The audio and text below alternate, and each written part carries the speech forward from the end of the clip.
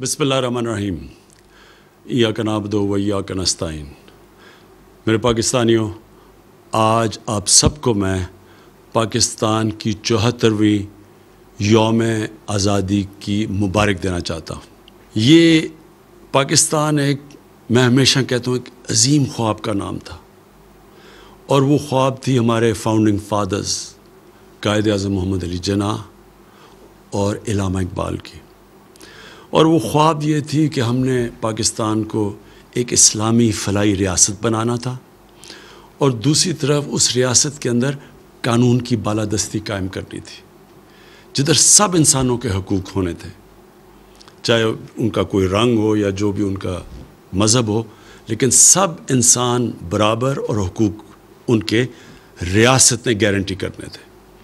तो ये एक बहुत बड़ी ख्वाब है, और इस सफ़र के ऊपर हम निकले हुए हैं, और मुझे कोई शक नहीं कि इंशाअल्लाह इस मंजिल तक हम पहुंच जाएंगे। लेकिन इसमें हम सब मिलके एक जद्दोजहद करेंगे तो पहुंचेंगे। दूसरी, मैं आज आपको मुबारकी देना चाहता हूं, जिस तरह सारी कौम ने मिलके कोरोना वायरस का मुकाबला किया, शायद ही किसी कौम ने इस कामयाबी से बैलेंस किया। इस कोरोना वायरस की जद्दोजहद में शायद ही किसी ने इस तरह बैलेंस किया जो हमारे मुल्क पाकिस्तान ने किया। शुरू में हमें खौफ था कि एक तरफ कोरोना से लोग मरेंगे, दूसरी तरफ हमें खौफ था कि जो लॉकडाउन लगाने से पूरी माशियत ख़त्म हो गई, बंद हो गई, उसकी वजह से भूख से लोग मरेंगे। तो जो हमने फ़ैसले किए, आज हमें अल्लाह का ख़ास शुक्र अदा करना चाहिए कि कोरोना के केसेस भी नीचे आ गए हैं और हमारी माशियत भी ऊपर जाना शुरू हो गई है। इसमें फिर से मैं कहता हूँ कि कोशिश इंसान करता है, लेकिन कामयाबी अल्लाह देता है। ये नहीं कि हम जंग जीत चुके हैं, अभी भी चैलेंजेस सामने हैं। हमने अगर एहतियात ना की, और सबसे बड़ी एहतियात है कि हम जब भी लोगों के सामने जिधर पब्लिक में जाएं, अपने फेस मास्क पहने। आसान चीज़ है, जैसे आप ये पहनते हैं तो चांसेस इस वबा के फैलने की कम हो जाती है। तीसरी मुबारक मैं अपनी कौम को देना चाहता हूँ कि जिस तरह 2 साल बड़े मुश्किल हमारे 2 साल गुजरे हैं, उसके बाद जिस तरह हमारी माशियत उठनी शुरू हुई है,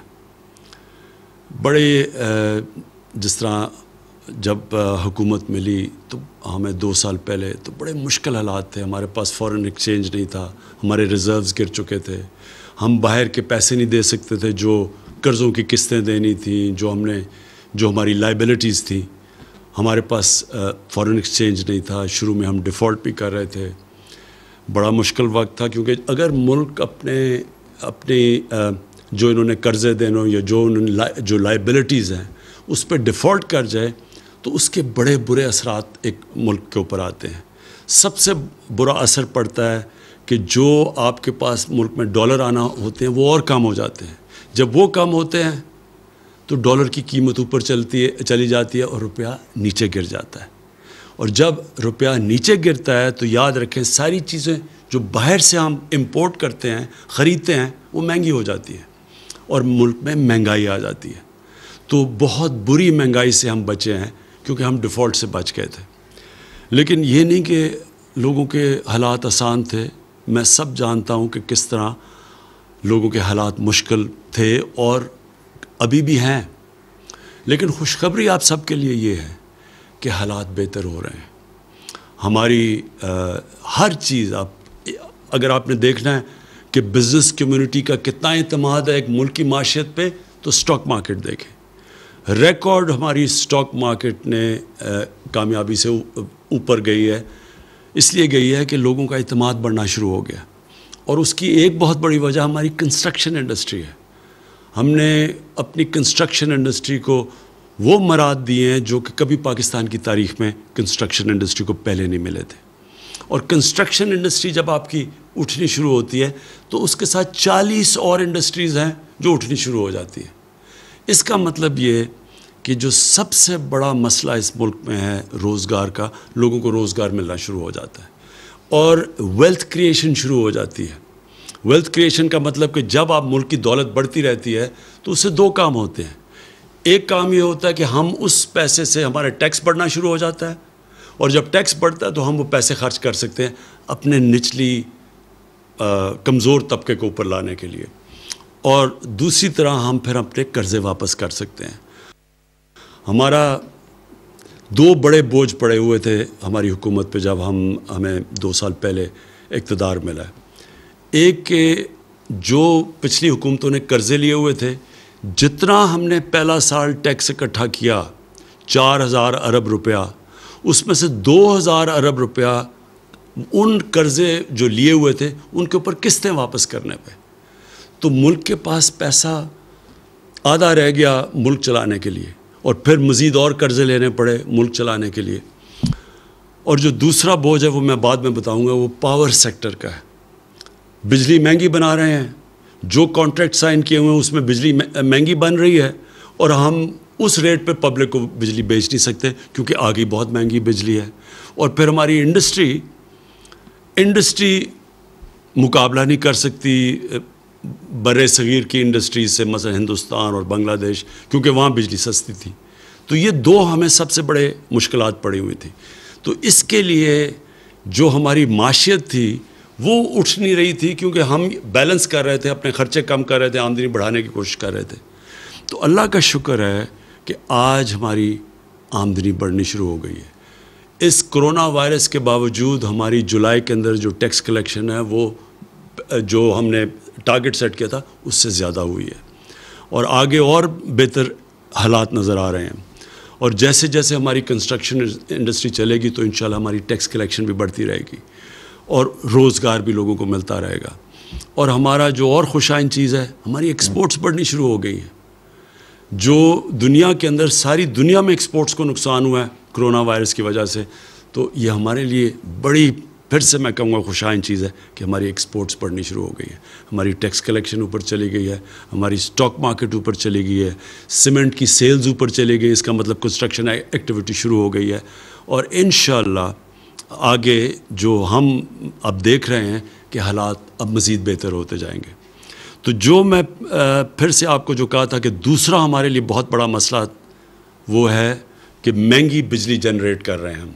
کانٹریکٹس جو سائن کیے ہوئے تھے ماضی میں حکومتوں نے, وہ بجلی جس قیمت پہ بنا رہے تھے اس میں اور جو ہم بیچ رہے تھے اس میں بہت بڑا فرق تھا, جس کی وجہ سے ہمارے گردشی قرضے بڑھتے جا رہے تھے. کوئی بھی دکان نہیں چل سکتی اگر وہ مال خریدے 10 روپے کا اور بیچے لوگوں کو 5 روپے کا. کوئی دکان نہیں چل سکتی. بجلی مہنگی خرید رہے ہیں اور جو بیچ رہے ہیں وہ ہم کم, کیونکہ آگے بجلی بہت مہنگی تھی. تو لہٰذا مذاکرات چل رہے تھے گورنمنٹ کے اور انڈیپینڈنٹ پاور پروڈیوسرز کے. تو میں جو چوتھی مبارک اپنی قوم کو دینا چاہتا ہوں کہ یہ طویل مذاکرات کے بعد ہماری کل اگریمنٹ ہو گئی ہے, ان سے معاہدہ ہو گیا. اس کی ڈیٹیلز تو ہماری ٹیمز آپ کو بتاتی رہیں گی, لیکن اس کا آپ کے عوام کے اوپر کیا فرق پڑے گا, اس سے جو بجلی کی جنریشن کی قیمت ہے وہ کم ہونی شروع ہو جائے گی. اور جب وہ بجلی کی جنریشن کی قیمت کم ہوگی, یہ فائدہ ہماری انڈسٹری کو بھی ہوگا اور انشاءاللہ آنے والے دنوں میں عوام کو بھی ہوگا. دوسرا, اس کے دو پہلو ہیں. ایک تو ہم بجلی مہنگی بنا رہے ہیں اور بیچ کم رہے ہیں, تو وہ انشاءاللہ اس جنریشن کی قیمت کم ہوگی. دوسرا, آنے والے دنوں میں جو ہم بڑی دیر سے تیاری کر رہے ہیں اپنی ڈسٹریبیوشن نیٹ ورک کو ٹھیک کرنا. جو بجلی ہم جو ڈسٹریبیوشن جو لائنوں میں جاتی ہے اس میں سے بہت لائن لاسز ہیں, چوری ہے اور لائن لاسز ہیں. اس کو کم کرنے کے لیے آنے والے دنوں میں آپ کے سامنے آپ پورے وہ ریفارم پیکج لے کے آئیں گے کہ کیسے ہم یہ ڈسٹریبیوشن بجلی کا اس میں لائن لاسز کیسے کم کر سکتے ہیں, چوری کیسے کم کر سکتے ہیں. یہ پورا پیکج آپ کے سامنے لے کے آئیں گے. پھر سے اس کا نیٹ نتیجہ انشاءاللہ بجلی کی قیمت کم ہوگی. یہ سب سے بڑا بوجھ ہمارے اوپر قرضوں کے ملک کے قرضوں کے اوپر کا ایک بوجھ, اور دوسرا بوجھ یہ پڑا ہوا یہ جو مہنگی بجلی بنا رہے ہیں اور پھر ہم جو ڈسٹریبیوٹ کرتے ہیں اس میں نقصان بہت ہو رہا ہے. اس سے جو میں پاکستان دیکھ رہا ہوں کہ ایک انڈسٹریل پاکستان جو انڈسٹریل پاکستانی روزگار دے سکے گا لوگوں کو، انشاءاللہ اس ڈائریکشن کے اوپر ہم نکل جائیں گے۔ آخر میں پاکستان کی طرف سے مقبوضہ کشمیر میں جو ہمارے بھائی اور بہنیں ہیں، جو ہمارے بچے ہیں، ہم سب کو آج پاکستان کی طرف سے میں ان سب کو آج پیغام دینا چاہتا ہوں کہ سارا ملک آپ کے سامنے کھڑا ہے۔ سارے ملک کو احساس ہے کہ کس قسم کے ظلم کا آپ سامنا کر رہے ہیں، کس قسم کی مشکلات آپ کے اوپر ڈلی ہوئی ہیں۔